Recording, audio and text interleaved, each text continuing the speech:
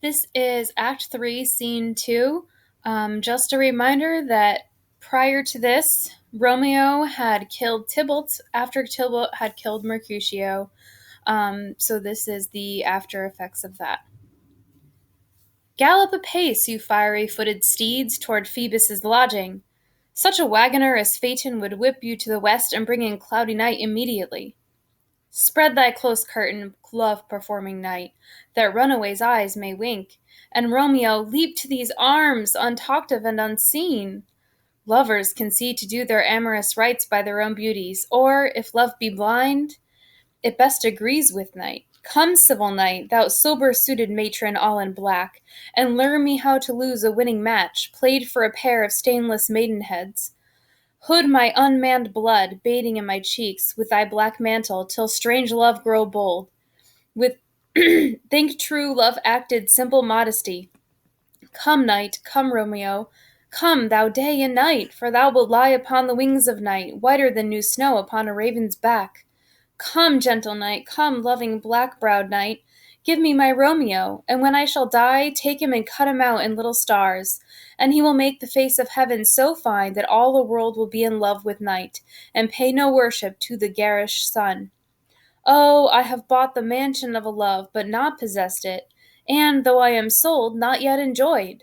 So tedious is this day, as is the night before some festival, to an impatient child that hath new robes, and may not wear them. So just going back here, fiery-footed steeds refers to the horses of Apollo, and Apollo is the sun god. This is not the greatest rendition, but here is a mosaic of the sun god Apollo with the horses, and as you can see, it has this yellow sun-colored background, as is often depicted with the sun god Apollo. So Phoebus is the first name of the sun god, and Phaeton is the son of Apollo. Okay, so picture her asking the sun to set quickly because she's super excited to see her Romeo. It's pretty obvious here what she's saying, what she wants Romeo to do in this line here, and Romeo leaped to these arms. Come, civil knight. So again, I want you to make a note here. What is Juliet telling or begging nature to do? Okay, so read through this section again and make a note about what she's telling or begging nature to do.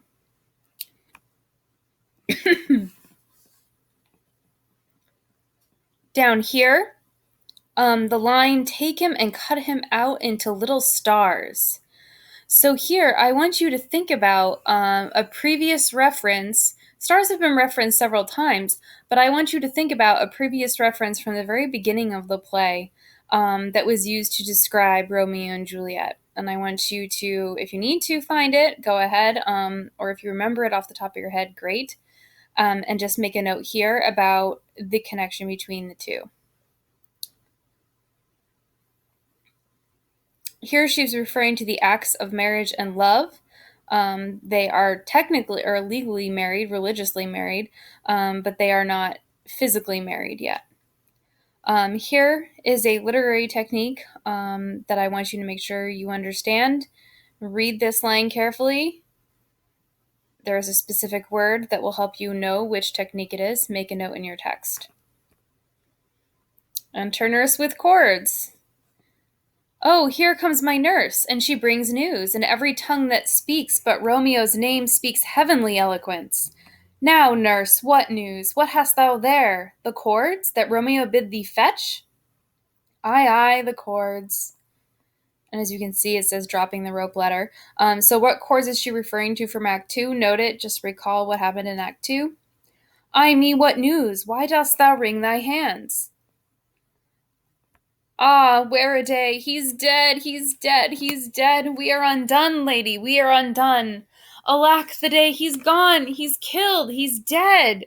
So as the nurse is saying this, think about who Juliet probably immediately thinks of when the nurse is bringing her this news. Can heaven be so envious? Envious because heaven envies the soul on earth and wishes for it to be in heaven. Romeo can, though heaven cannot. Oh, Romeo, Romeo! Whoever would have thought it? Romeo! What devil art thou that dost torment me thus? This torture should be roared in dismal hell. Hath Romeo slain himself? Say thou but A, and that bare vowel I shall poison more than the death-darting eye of cockatrice. I am not I, if there be such an I, or those eyes shut that makes the answer I. If he be slain, say I, or if not, no. Brief sounds determine my weal or woe. So here, I want you to make a note. What kind of foreshadowing is this for later events in the play? And then cockatrice is a snake.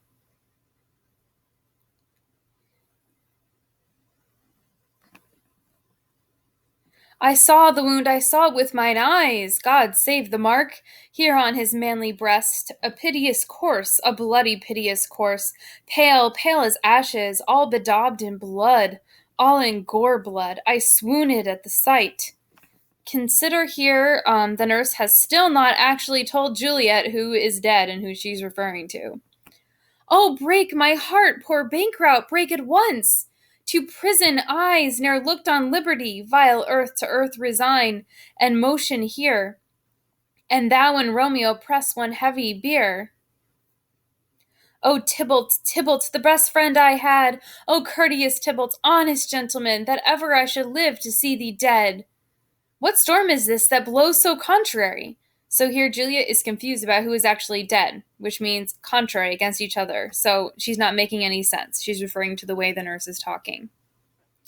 Is Romeo slaughtered and is Tybalt dead? My dear cousin and my dear lord? Then dreadful trumpet, sound the general doom, for who is living if those two are gone? Tybalt is gone and Romeo banished. Romeo that kills him, he is banished. Oh God, did Romeo's hand shed Tybalt's blood? It did, alas the day, it did. O serpent heart, hid with a flowering face, did ever dragon keep so fair a cave? Beautiful friend, fiend angelical, dove-feathered raven, wolvish ravening lamb, despised substance of divinest show, just opposite to what thou justly seemst. O damned saint, and honorable villain! O nature, what hast thou to do in hell when thou didst bower the spirit of a fiend in mortal paradise of such sweet flesh? Was ever book containing such vile matter so fairly bound? Oh, that deceit should dwell in such a gorgeous place! So there are actually multiple literary techniques in this little section that Juliet is saying, but I want you to make a note. What technique is she using to describe her current view of Romeo now that she found out this news that he killed Tybalt?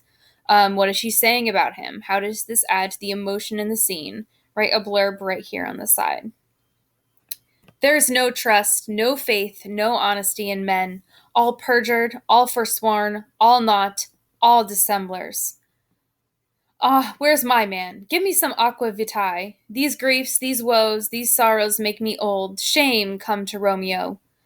So consider what the nurse is saying about men here, and also how this may speak for for Shakespeare's view. That's supposed to be may. Dissembler is a word for lying. So perjured, you should know, is also a word for lying. Multiple words to describe liars. Blistered be thy tongue for such a wish. He was not born to shame. Upon his brow shame is ashamed to sit. For 'tis a throne where honor may be crowned, sole monarch of the universal earth. Oh, what a beast was I to chide at him! Will you speak well of him that killed your cousin? Shall I speak ill of him that is my husband?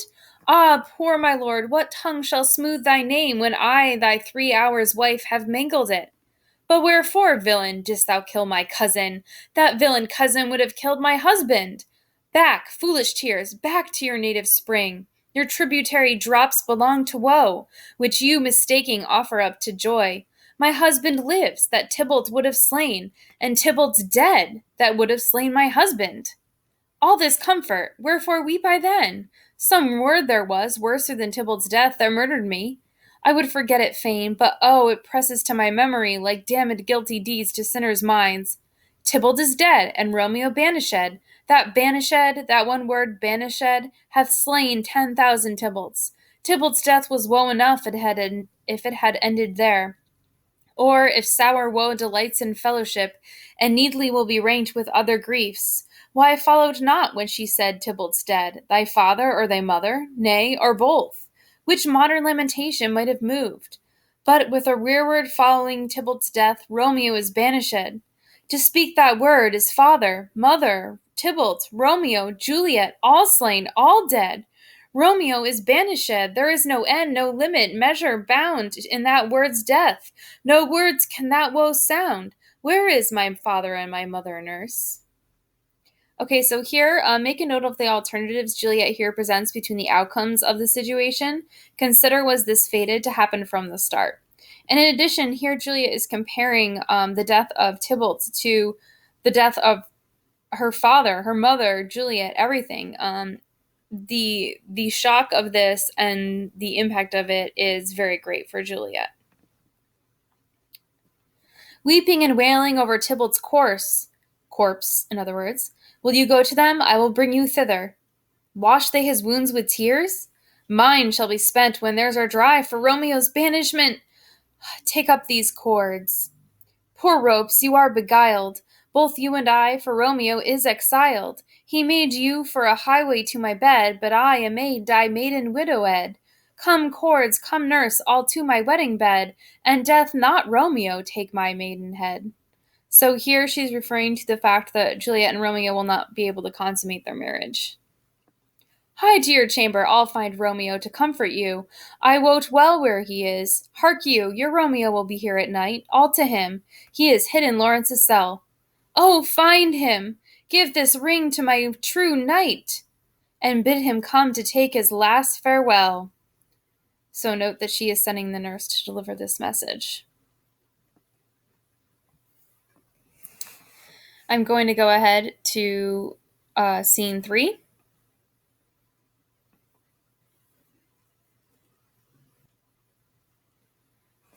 So now we are back in Friar Lawrence's cell with Romeo. Romeo, come forth, thou fearful man. Affliction is enamored of thy parts, and thou art wedded to calamity. Father, what news? What is the prince's doom? What sorrow craves acquaintance at my hand that I yet know not? Too familiar is my dear son with such sour company. I bring thee tidings of the prince's doom. What less than doomsday is the prince's doom? A gentler judgment vanished from his lips, not body's death, but body's banishment. Okay, so remember back at the beginning when the first fight happened, and the prince said that if there was any additional death due to this feud between the Capulets and the Montagues, then people would have to die for that as a punishment. Okay, so the friar is here telling Romeo it is a gentler judgment. Okay, banishment is the punishment for Romeo's killing Tybalt, and not death himself. So body here, he is referring to Romeo's body and Romeo's banishment. Ha! Banishment? Be merciful, say death, for exile hath more terror in his look, much more than death. Do not say banishment. So here make a note of what Romeo would prefer, death or banishment. Here from Verona art thou banished. Be patient, for the world is broad and wide. But there is no world without Verona walls, but purgatory, torture, hell itself. Hence banished is banished from the world, and world's exile is death. Then banished is death mistermed. Calling death banished, thou cuttest my head off with a golden axe, and smilest upon the stroke that murders me. O deadly sin, O rude unthankfulness, thy fault our law calls death. But the kind prince, taking thy part, hath rushed aside the law, and turned that black word death to banishment. This is dear mercy, and thou seest it not. So here, I want you to make a note. How is the friar saying that Romeo should view this situation? Okay, so what is he saying Romeo should do to view this situation? 'Tis torture and not mercy. Heaven is here where Juliet lives, and every cat and dog and little mouse, every unworthy thing, live here in heaven and may look on her, but Romeo may not. More validity, more honorable state, more courtship lives in carrion flies than Romeo. They may seize on the white wonder of dear Juliet's hand and steal a mortal blessing from her lips, who even in pure and vestal modesty still blush, as thinking their own kisses sin. But Romeo may not. He is banished. Flies may do this, but I from this must fly. They are free men, but I am banished. And sayest thou yet that exile is not death? Hast thou no poison mixed, no sharp ground knife, no sudden mean of death, though ne'er so mean, but banished to kill me? Banished? O friar, the damned use that word in hell, howling attends it. How hast thou the heart, being a divine and ghostly confessor, a sin absolver, and my friend profess to mangle me with that word banished? Okay, briefly going over this, so Romeo is talking about how the only thing that matters to him in the entire world is that he cannot be with his Juliet. And that's why he's referring to all these other people who will get to kiss Juliet, will be able to speak to Juliet, and he will not because he is banished. So we have this kind of contradicting structure throughout the middle of this speech. And then he pleads with the friar for a poison or a knife to kill himself, because to him, death is better than being unable to see his love. Thou fond madman, hear me a little speak.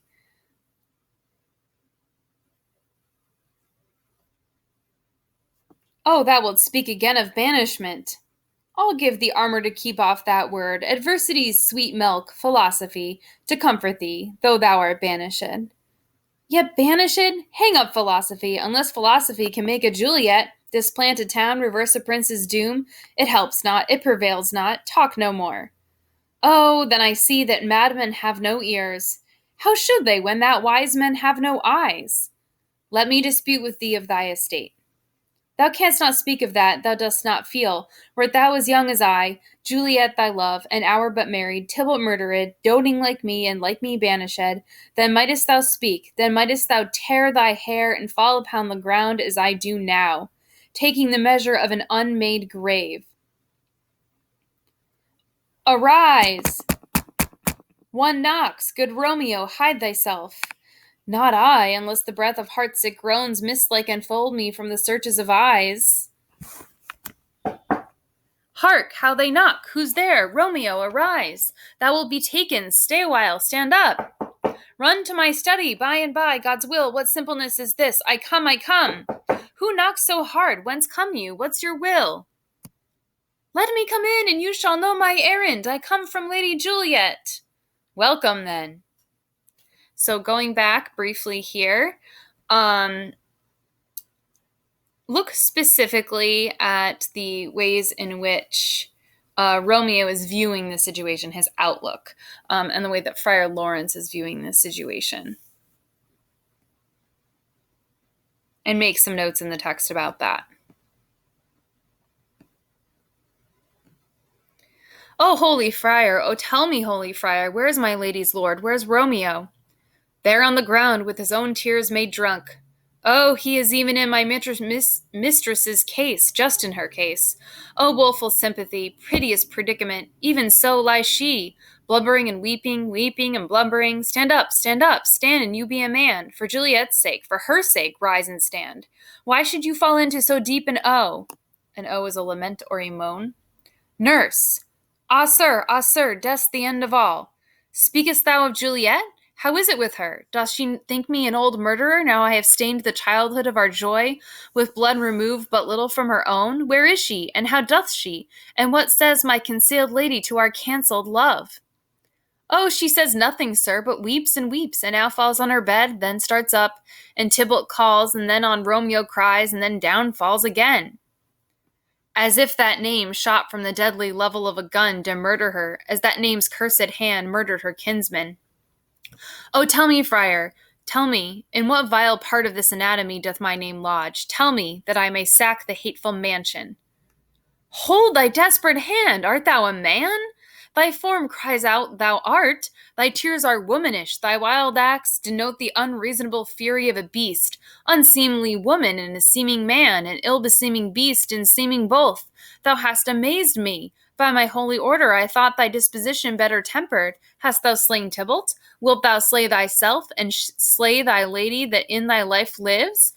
By doing damned hate upon thyself? Why railest thou on thy birth, the heaven and earth, since birth and heaven and earth all three do meet in thee at once, which thou at once wouldst lose? Fie, fie, thou shamest thy shape, thy love, thy wit, which like a usurer aboundest in all, and usest none in that true use indeed, which should bedeck thy shape, thy love, thy wit.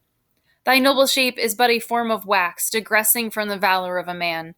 Thy dear love sworn but hollow perjury, killing that love which thou hast vowed to cherish.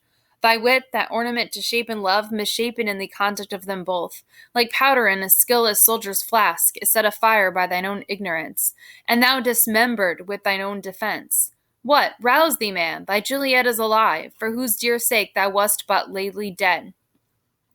There art thou happy, Tybalt would kill thee, but thou slewest Tybalt. There art thou happy. The law that threatened death becomes thy friend, and turns it to exile. There art thou happy. A pack of blessings light upon thy back. Happiness courts thee in her best array, but like a misbehaved and sullen wench, thou pouts upon thy fortune and thy love. Take heed, for such die miserable. Go, get thee to thy love, as was decreed. Ascend her chamber, hence and comfort her, but look thou stay not till the watch be set, for then thou canst not pass to Mantua, where thou shalt live till we can find a time to blaze your marriage, reconcile your friends, beg pardon of the prince, and call thee back with 20,000 times more joy than thou wentst forth in lamentation. Go before, nurse, commend me to thy lady, and bid her hasten all the house to bed, which heavy sorrow makes them apt unto. Romeo is coming. Okay, so I want you to reread this section, and I want you to figure out what does the friar say the plan is. And then we are going to do an additional activity with this speech later on. But for now, I just want you to figure out what does the friar say the plan is. Oh, Lord, I could have stayed here all the night to hear good counsel. Oh, what learning is! My lord, I tell my lady you will come. Do so, and bid my sweet prepare to chide. Here, sir, a ring she bid me give you, sir. How you make haste, for it grows very late. How well my comfort is revived by this. Go hence, good night, and here stands all your state. Either be gone before the watch be set, or by the break of day disguised from hence. Sojourn in Mantua. I'll find out your man, and he shall signify from time to time every good hap to tell you the chance is here. Give me thy hand, 'tis late, farewell, good night. But that a joy past joy calls out on me, it were a grief so brief to part with thee, farewell. So here, Romeo is saying if it were not for the hope of joy that he can look forward to, it would be a huge grief to part with the friar. And overall, here he's saying, you better leave right now, Romeo, before someone sees you. And he's going to send word to him by a servant to let him know what is going on in Verona.